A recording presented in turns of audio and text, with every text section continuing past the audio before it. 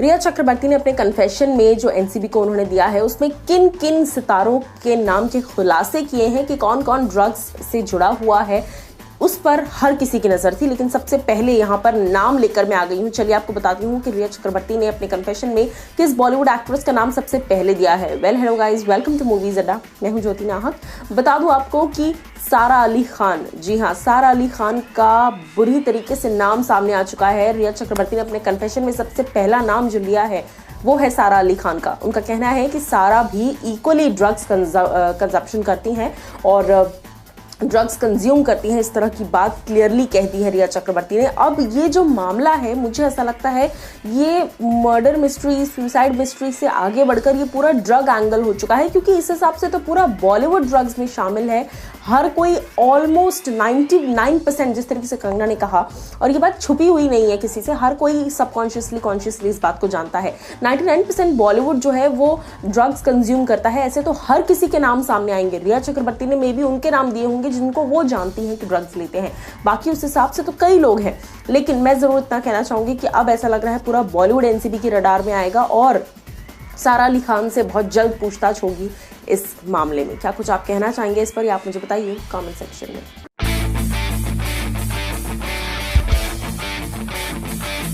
2019 में करण जौहर के घर की पार्टी का एक वीडियो काफी वायरल हुआ था। क्या आपको वो वीडियो याद है? वेल, याद रखना जरूर पड़ेगा, क्योंकि अब वो वीडियो लगातार सोशल मीडिया पर है और उस वीडियो पर अब इंक्वायरी बैठने वाली है। जी हाँ, well hello guys, welcome to Movies Adda. मैं हूँ ज्योति नाहक। जिस तरीके से इस वक्त पूरे इंडिया में सिर्फ एक ही खबर सबसे ज्यादा चल रही है और वो है ड्रग्स रैकेट। जी हाँ, ऐसा लग रहा है कि ऑल ऑफ अ सडन सब एक्टिव हो गए हैं और ड्रग्स की जांच हो रही है। हालांकि ये बात किसी से नहीं छुपी कि ड्रग्स हमेशा से मौजूद था और हर कोई सबकॉन्शियसली जानता था इस बात को। लेकिन अब मैं आपको बता दूं कि सुशांत सिंह राजपूत के केस में ये जो ड्रग का एंगल निकल कर आया है, उसके बाद रिया चक्रवर्ती, शौविक चक्रवर्ती, सैमुअल मिरांडा, दीपेश सावंत, ये सभी लोग अंदर गए, जायद विलात्रिया। अब उनके बाद सेकंड स्टेप तक पहुंच गई है एनसीबी और सारा अली खान, रकुल प्रीत, मुकेश छाबड़ा, रोहिणी अय्यर, सिमोन कंबाटा, ये सब लोग आ गए हैं रडार पर। अब मैं आपको बता दूं कि अब करण जौहर की उस पार्टी का वो जो वीडियो है जो सोशल मीडिया पर काफी वायरल हो रहा है, जहां दीपिका पादुकोण, मीरा कपूर, शाहिद कपूर, विकी कौशल एंड अर्जुन कपूर, मलाइका अरोरा, सभी लोग, रणबीर कपूर, बेसिकली ये सारे लोग नजर आ रहे हैं, वरुण धवन, ये सब लोग नजर आ रहे हैं और सभी लोग वीड के नशे में नजर आ रहे हैं। जी हाँ, सभी लोग ड्रग्स के कंजप्शन में नजर आ रहे हैं। इन पर अब जो है इंक्वायरी बैठने वाली है, क्योंकि उस चीज की जांच करेगी एनसीबी एंड करण जौहर से पूछताछ हो सकती है और इन सभी एक्टर्स से पूछताछ हो सकती है। I mean this is literally very big. क्या कुछ आपकी राय है इस पर, आप मुझे बताइए कमेंट सेक्शन में।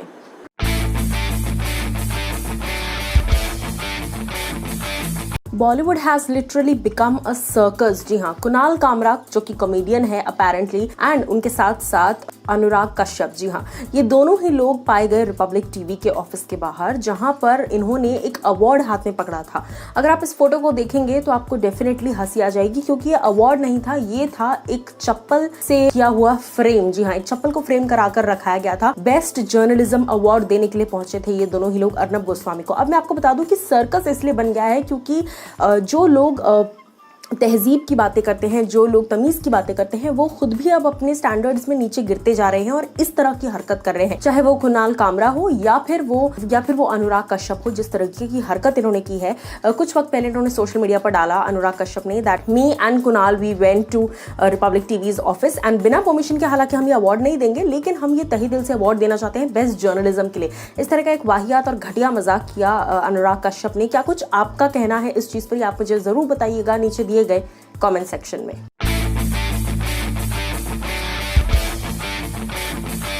ड्रग्स कंजप्शन, ड्रग्स ट्रेडिंग को लेकर रिया चक्रवर्ती को एनसीबी ने कुछ दिनों पहले गिरफ्तार किया और उसके बाद से लगातार बवाल मचा हुआ है। लेकिन मैं आपको बता दूं कि उनके जो लॉयर हैं उन्होंने उनकी बेल के लिए प्ली किया था। अब बेल पर कोर्ट ने क्या फैसला सुनाया है ये मैं आपको बताती हूँ। Well hello guys, welcome to Movies अड्डा।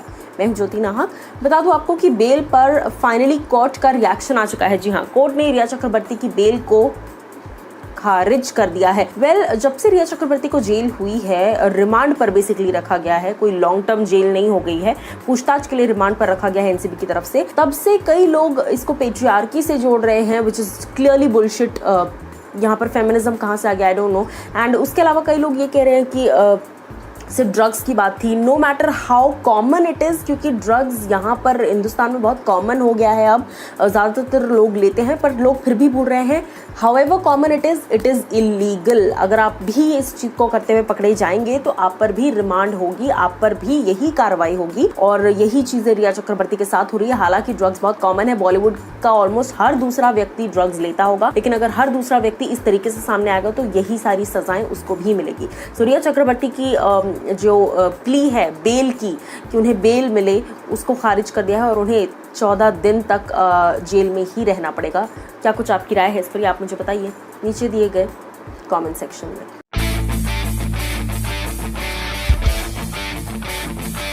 अमित शाह सर और प्राइम मिनिस्टर नरेंद्र मोदी जी को थैंक यू कहा है इस बॉलीवुड एक्ट्रेस की मदर ने। जी हाँ, क्यों थैंक यू कहा है और किसने कहा है, चलिए आपको बताते हैं। Hello guys, welcome to Movies Adda. मैं हूं ज्योति नाहर। बता दूं आपको कि कंगना रनौत की मदर ने, जी हाँ, उनकी मम्मी ने थैंक यू कहा है अमित शाह एंड नरेंद्र मोदी को। और किस लिए कहा है, क्योंकि जिस तरह की वाई लेवल सिक्योरिटी हासिल हुई है। मैं बता दूं आपको, कंगना रनौत, जैसा मैंने कहा था, कि इकलौती ऐसी बॉलीवुड एक्ट्रेस है जिनको वाई लेवल सिक्योरिटी हासिल हुई है। और सिर्फ इतना ही नहीं, उसके अलावा जिस तरीके से उनका ध्यान रखा जा रहा है, बिकॉज इस वक्त कंगना का मुंबई में होना खतरे से खाली नहीं है, जिस तरीके से खुलेआम गुंडागर्दी चल रही है। और मैं आपको बता दूं कि इसी चीज को ध्यान में रखते हुए कंगना की मॉम ने थैंक यू कहा है। अगर आपको याद हो, कुछ ही दिन पहले कंगना की मॉम ने घर पे एक शांति पाठ भी कराया था, जहाँ पर उन्होंने कंगना की उम्र लंबी करने के लिए और एक शांति पूजन कराया था, क्योंकि कंगना के लिए काफ़ी वरिड रहती हैं, ये कंगना का कहना था।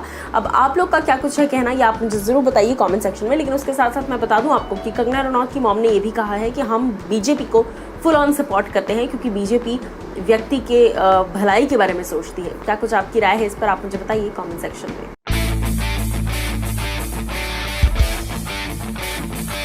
सुशांत सिंह राजपूत के केस में अंकिता लोखंडे पर लगातार सवाल उठ रहे हैं, और उठा कौन रही हैं जिनको कोई जानता नहीं है। जी हाँ, यानी कि शिवानी दांडेकर, जिन्होंने ये क्लेम किया है कि अंकिता लोखंडे फेम पाने के लिए सुशांत के केस में इन्वॉल्व हो रही हैं और जस्टिस मांग रही हैं। इस स्टेटमेंट को क्लैरिफाई करने की भी जरूरत नहीं है, ये इतना बेसलेस स्टेटमेंट है। लेकिन मैं आपको बता दूं कि इसके खिलाफ हिना खान ने आवाज जरूर उठाई है। जी हाँ, इस 2 सेकंड्स रिमार्क पर पूरा इंडस्ट्री एकजुट हो गया है अंकिता लोखंडे के सपोर्ट के लिए। अब मैं आपको बता दूं कि शिवानी ने जो कहा, उस पर हिना खान ने रिएक्ट करते हुए ये कहा कि एक ऐसी महिला जिन्होंने तकरीबन 1 दशक तक टेलीविजन इंडस्ट्री पर राज किया, और फिर सिर्फ टेलीविजन नहीं बल्कि फिल्म्स में भी इक्वली, चाहे वो मणिकर्णिका हो, चाहे वो बागी 3 हो, टेलीविजन भी और फिल्म्स भी, दोनों ही माध्यमों में बहुत अच्छे तरीके से अपनी पहचान बनाई है, अपने दम पर एक पहचान बनाई है, अपने नाम पर, अपनी मेहनत पर एक वो जगह हासिल की है।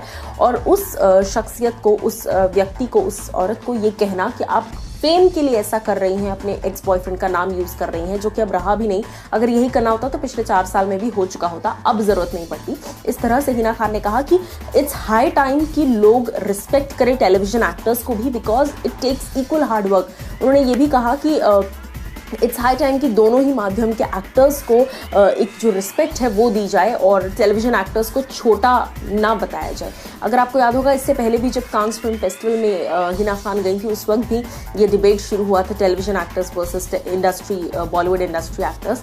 वहाँ पर भी हिना खान ने कहा था कि इंडस्ट्री के जो कुछ फैशन डिजाइनर्स हैं वो यही कहते हैं सीधा, we don't do TV, we don't do television actors. इस तरह का एक स्टेटमेंट देते हैं, जो कि कहीं ना कहीं बहुत ज़्यादा गलत है। सो हिना खान ने आवाज़ तो उठा दी है, और उसी पर रिएक्ट करते हुए अंकिता लोखंडे ने भी बहुत ही आदर से इस बात को कहा that same goes for you also Hina, because Hina Khan भी इस वक्त इंडस्ट्री का बहुत बड़ा नाम है। अब आप लोग मुझे एज ए व्यूअर बताइए क्या कुछ आपकी राय है इस पर, और क्या कुछ आप कहना चाहते हैं इस बॉन्डिंग पर।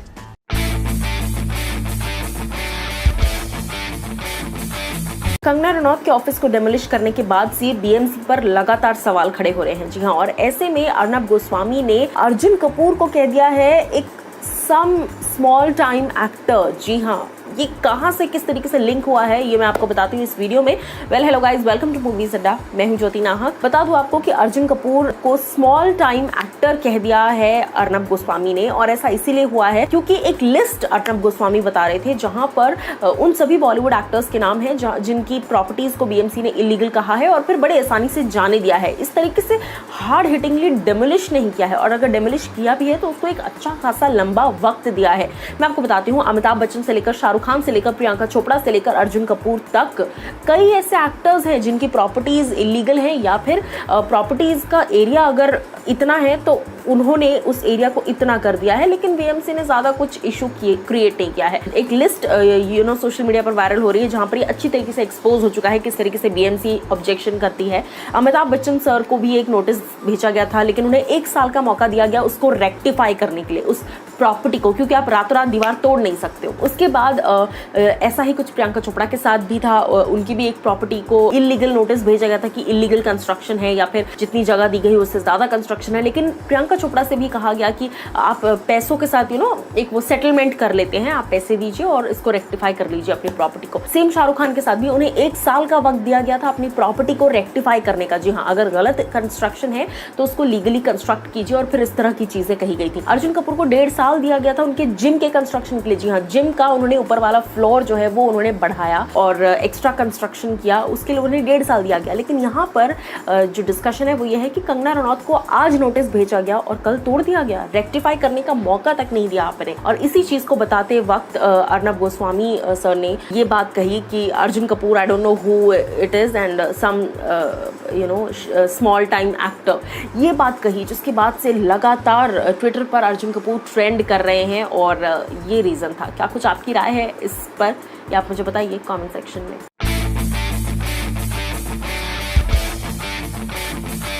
फाइनली जिस तरह का माहौल चल रहा है उसके बाद एक स्ट्रेस रिलीजर आने वाला है बहुत जल्द। जी हाँ, सलमान खान शूटिंग शुरू करने वाले हैं बिग बॉस सीजन 14 के लिए। Well hello guys, welcome to Movies Adda. मैं हूं ज्योति नाहक। बता दूं आपको कि सीजन 14 का बेसब्री से इंतजार हो रहा है, और इस बार तो बहुत सारी चीजों के लिए एक्साइटमेंट भी है कि कौन कौन कंटेस्टेंट्स होंगे ऑफ कोर्स। उसके अलावा पिछले सीजन को क्या इस बार का सीजन ओवरलैप कर पाएगा, और सबसे बड़ी बात कि क्या कुछ इस बार न्यू थीम होने वाली है, घर कैसा होने वाला है, क्वारंटाइन का क्या कुछ इस बार होने वाला है। लेकिन मैं आपको बता दूं कि सलमान खान ने 1 अक्टूबर को शूटिंग शुरू करनी है बिग बॉस सीजन 14 की। जी हाँ, ये खबर रिसेंटली आ रही है सोर्सेज के जरिए कि 1 अक्टूबर से शुरू होने वाला है बिग बॉस का प्रीमियर शूट होगा 1 अक्टूबर को, और उसके बाद सलमान जो है वो शूट में बिजी हो जाएंगे, अपने राधे की शूट को रिज्यूम करेंगे वो, keeping in mind every lockdown and every pandemic safety. उसके अलावा मैं आपको बता दूं कि प्रीमियर जो है वो टेलीकास्ट होगा 4th को। जी हाँ, यानी कि Bigg Boss is all set to go on air from 4th October. Contestants almost final हो चुके हैं, एंड देखना ये होगा कि कब जो है एपिसोड जल्द से जल्द टेलीकास्ट होता है, और धीरे धीरे प्रोमोज भी एक एक करके बाहर आते जा रहे हैं। तो आप लोग बिग बॉस के लिए इस बार कितने एक्साइटेड हैं ये जरूर बताइए कमेंट सेक्शन में।